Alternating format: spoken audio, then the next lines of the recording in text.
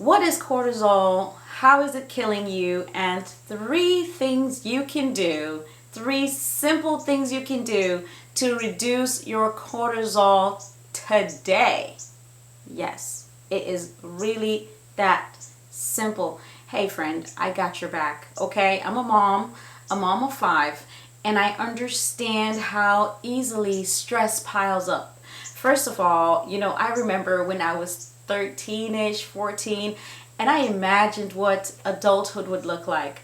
I had these grand ideas of wearing heels all the time, flowery dresses all the time, and cooking and looking super cute, and having X amount of children that were just, cherub faces and just like running around all the time, just being super sweet. That's what adulthood felt like to me. And of course, the freedom. Let's not forget the freedom and the overabundance of finances, right? It was like I had enough money to do whatever, and I had so much time on my hands, and adulting was just the best thing. You could drive, and you could have your own place, and go into the store and buy whatever you wanted. And then adulthood arrived. And I was so glad for my generation that coined the term adulting, because that is a complete and entire sentence.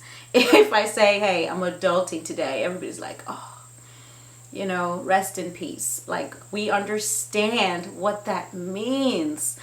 And so it comes with a lot of stress or potential stress, because you can actually learn to beat stress with the bat. I mean, it's coming, right? So what if you could prepare for it and know how to reroute it, send it away from you, and not have it drag you down? That sounds like a really good thing, right? So we're talking about cortisol today. And what is cortisol? Cortisol is a hormone in your body. So one of the most consistent times people release cortisol in their bodies is when they're faced with a frightful situation.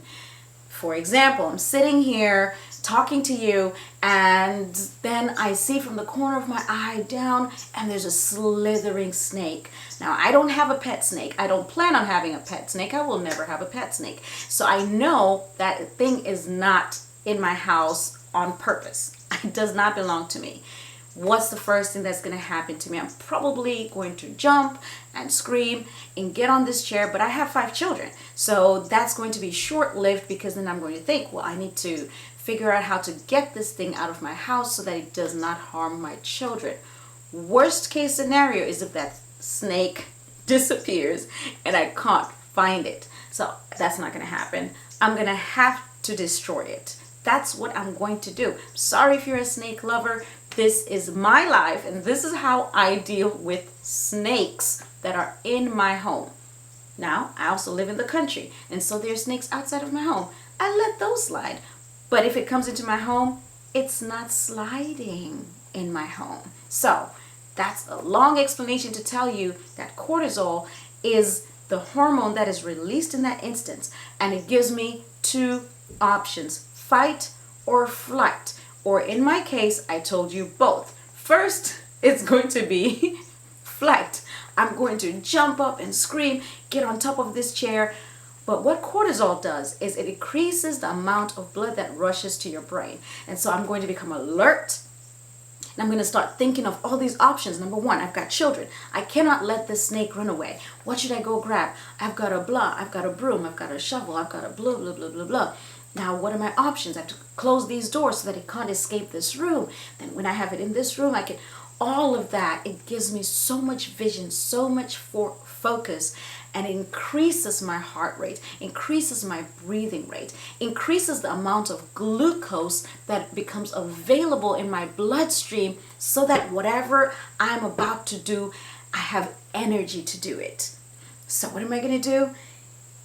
Jump up here, and then that's when you see those people doing like superhuman things, like a mom, baby's under the car, she lifts up the car, superhuman, tons of glucose goes into that, part miracle, part human, and it's an amazing feat what the body can do with the right hormonal signals. So cortisol is very important to us, and we don't want to get rid of our body's ability to produce cortisol. More on that in a little bit. So back to my snake scenario. Once I have the snake under control and I have dealt with it, my children are safe, we can sleep well at night, maybe I've tried to figure out where it could have come from, how it could have gotten here, made sure that those places are taken care of, the next thing I'm going to do is go into this like calming down state, and it's this height, it's like crashing, right? You've been just way up here, and now I'm gonna get exhausted, and I just like, whew, that was so close. And I start to just maybe just lay on my bed, and I'm like, I can't believe that happened, and just like this really intense feeling that can sometimes feel like a crash of like depression, a mood that's mixed in there, and that's just my body coming off of that high cortisol surge. Now, cortisol is amazing because of what it is set to do in our bodies. Unfortunately, when you have a hormonal imbalance and you're producing naturally higher than necessary cortisol levels on a day-to-day basis, you can see how this becomes exhausting really, really fast. You're just panicky all the time. You feel like you're super focused, but because you're not really focused on anything, it just feels like a mental scramble. You are just fighty, flighty. Maybe you pick fights with people around you, and you're just like in this self-defense mode. And then as your cortisol comes down, you're just constantly in this mood crash mode. And so it can become really difficult. Now, I can't say this to you except just straight, okay? Every morning, millions of Americans, and perhaps other people around the world, but maybe not as intensely as Americans, millions of Americans wake up each morning and choose to surge their cortisol first thing in the morning, in the name of heightened energy, in the name of, oh, I just want to have energy to do this, and I just want to clear my brain fog, and I'm just not awake before I drink my cup of coffee. So coffee contains caffeine. Caffeine causes your cortisol levels to spike. Caffeine is a neurostimulant. Caffeine says, hey, we've got a blah, blah, blah going on. And then your body reacts by producing a ton of cortisol, which then makes you feel like you have a ton of energy. But what happens every time you're crashing from caffeine? Number one, you need to take the next cup because you've got to surge your body again. And after some time, just those 2-3 cups a day are not working anymore. You need to increase the levels because your body starts to get fatigued. Now, you don't even react appropriately in situations that you're supposed to because your body is so used to having that button just pressed and pressed and pressed and pressed and pressed and pressed, and yet there's nothing to run from. So the very first thing that if you are someone who's struggling with your cortisol levels and you are ready to get those under control, ditch the caffeine. I did not even mean to say it so early in the video, but just in case someone does not get any further than this and you only had a little time, the most important thing, if you are a coffee drinker, is to ditch the caffeine. Yes, the people are lying to you. They are selling you something that is making them a lot of money.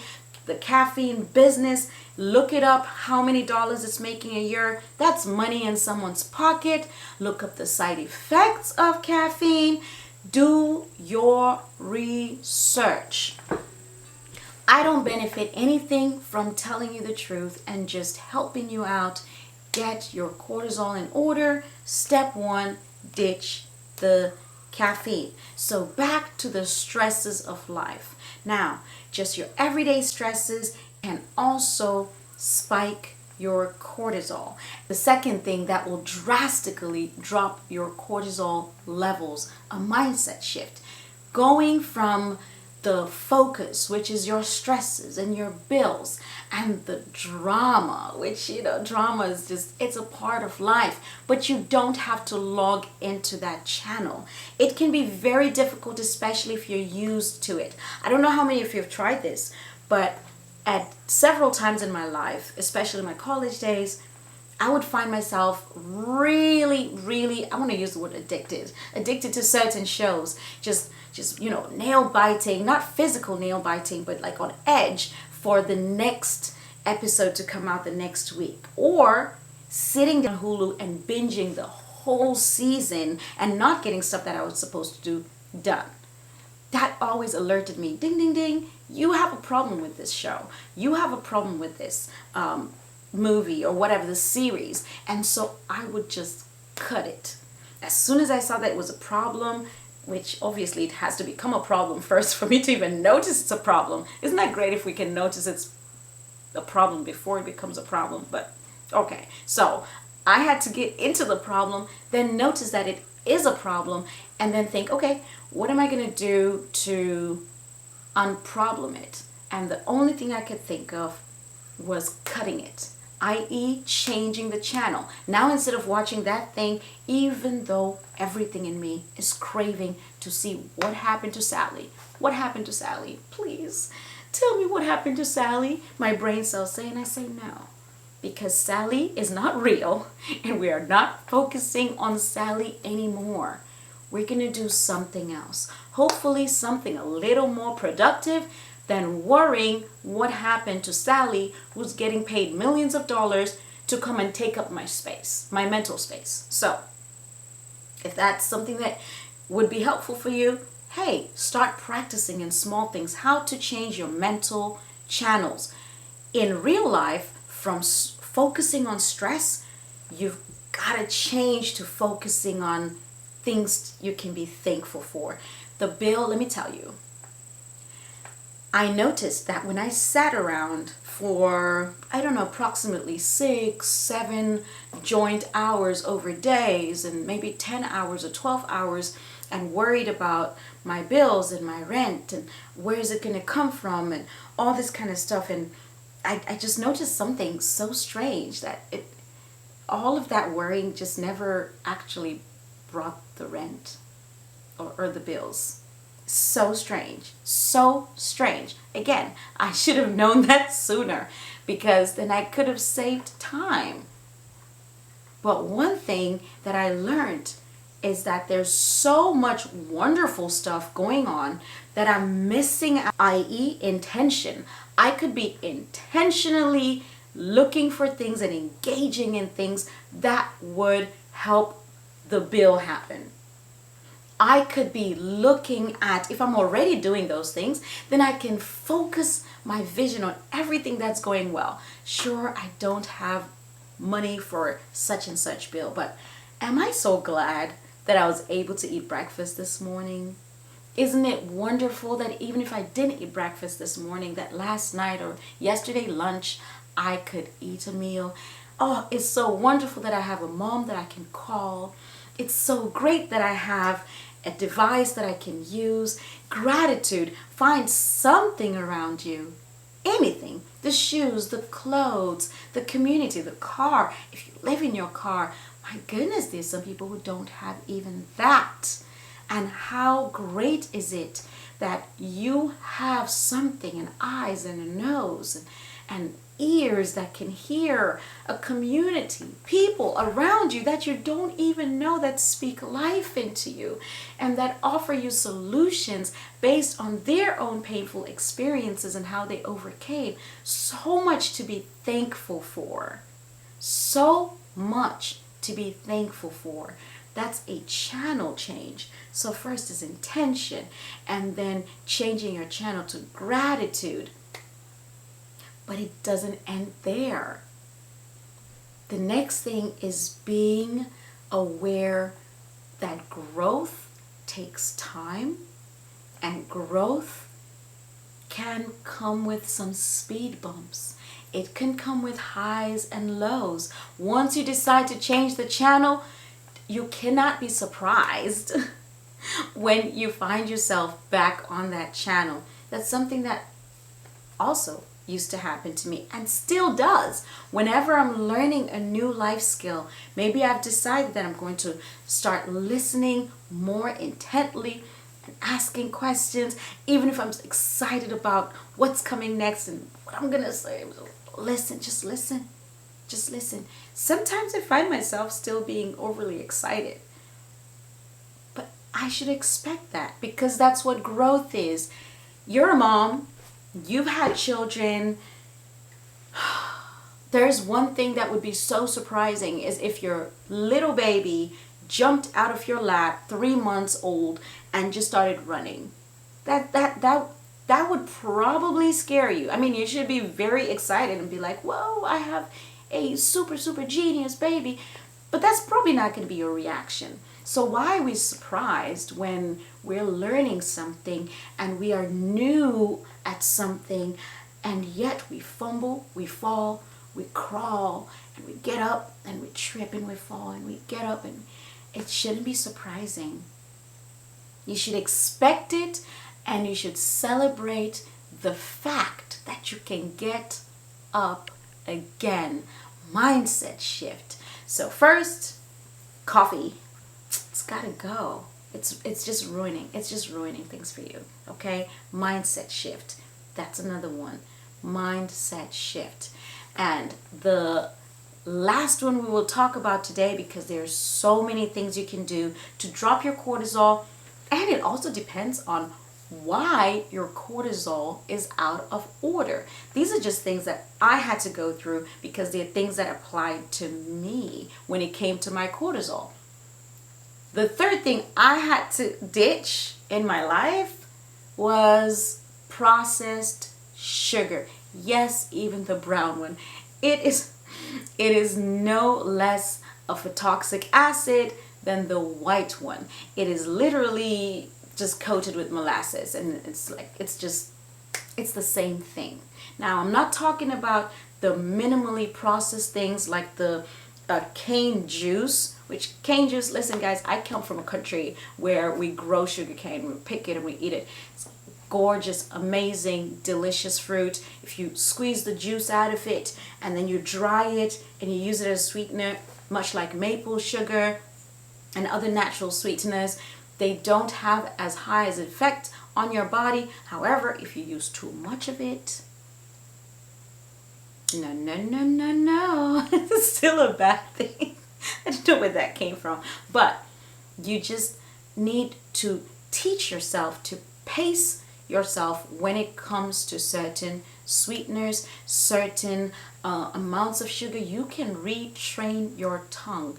Ditch the toxic acid.